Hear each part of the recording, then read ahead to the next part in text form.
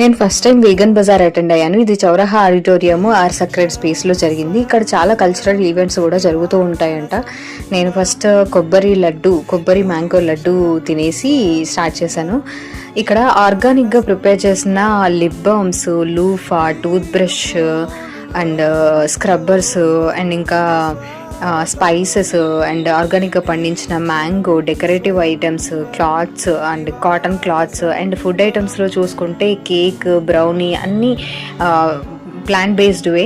And ఇక్కడ ఏంటంటే main వాళ్ళే ప్లేట్, గ్లాస్ ఇవన్నీ ప్రొవైడ్ చేసి మనం తినేసి వాళ్ళకు వాష్ చేసి మళ్ళీ ఇవ్వచ్చు. నేను మిల్లెట్ మీల్స్ ట్రై చేశాను.